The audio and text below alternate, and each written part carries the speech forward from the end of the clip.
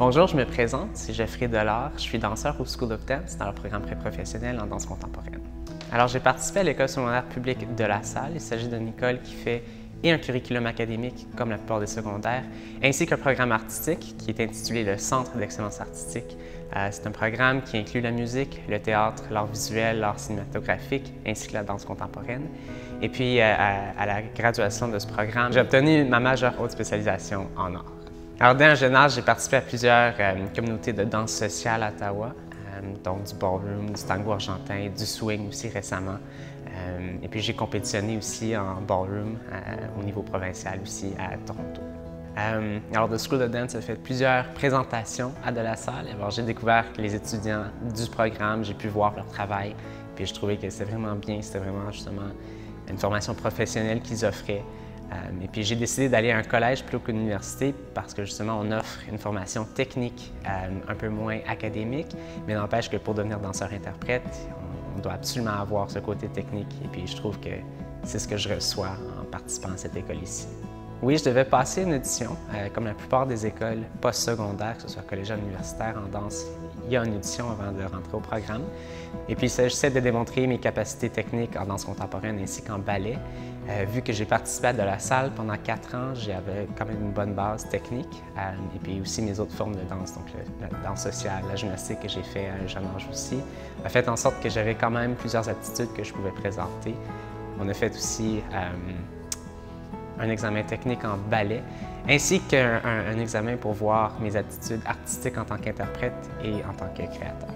Comme une journée à l'école, on participe à 4 cours dans la journée, comme on fait dans une journée ordinaire.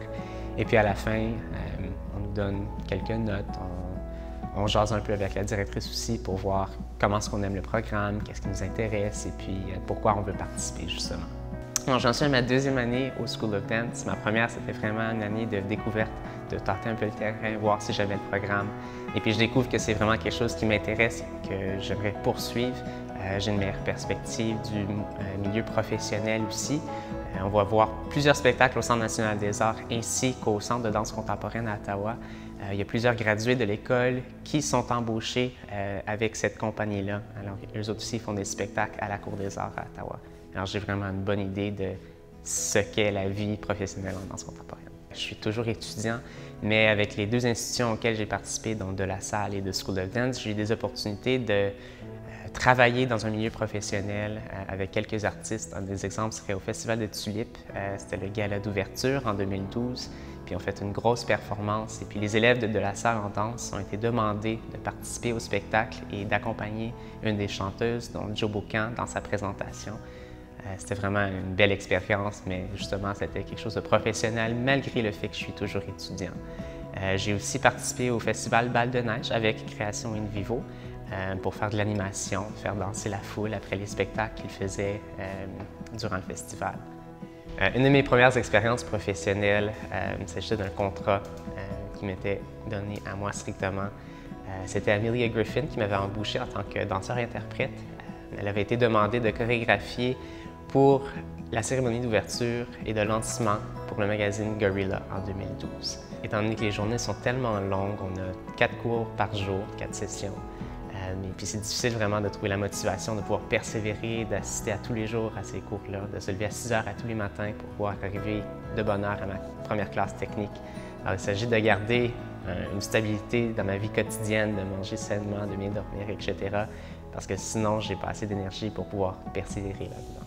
On doit s'échauffer au moins, on nous donne disons 30 minutes avant le cours. C'est fortement encouragé d'arriver de bonne heure pour pouvoir être vraiment bien échauffé parce que le cours commence tout de suite à 9h pile à tous les matins. Alors, étant donné que j'assiste dans un programme en danse et puis je vois vraiment à quoi ressemble le milieu professionnel, j'ai vraiment une meilleure perspective de tout ça. Alors, je me dis que j'aimerais beaucoup devenir danseur-interprète moi aussi, mais j'aimerais être danseur précisément au Canada parce que je trouve que le monde artistique au Canada a besoin d'être encouragé, a besoin de soutien. D'après moi, c'est un monde qui est un peu en danger, alors c'est important de vraiment le soutenir. Alors que ce soit une troupe, que ce soit une compagnie ou une collective canadienne, ça me ferait plaisir de participer à ça. Alors pour ceux et celles qui veulent poursuivre en danse comme j'ai fait, je dirais qu'il est vraiment important de se faire une idée claire dans la tête de où on veut aller, de vraiment faire notre recherche et de voir quelles sont les options disponibles alors que, telles que j'ai pu découvrir, il y en a vraiment plusieurs.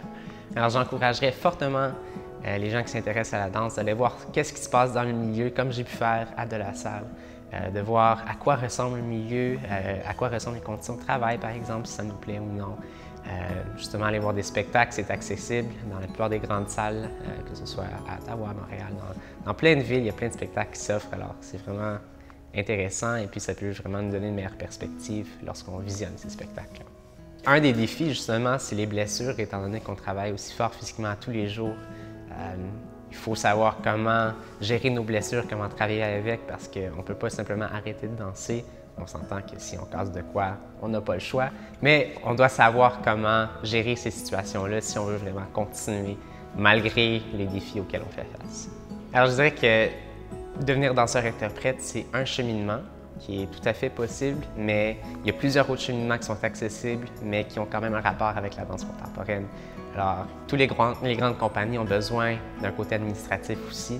Alors, si on aime la danse, si c'est quelque chose qui nous anime, mais ce n'est pas nécessairement ce qu'on veut faire de notre vie, il y a toutes sortes de moyens qu'on peut quand même intégrer cet aspect artistique-là sans nécessairement s'y donner à 1000 % comme je fais à tous les jours.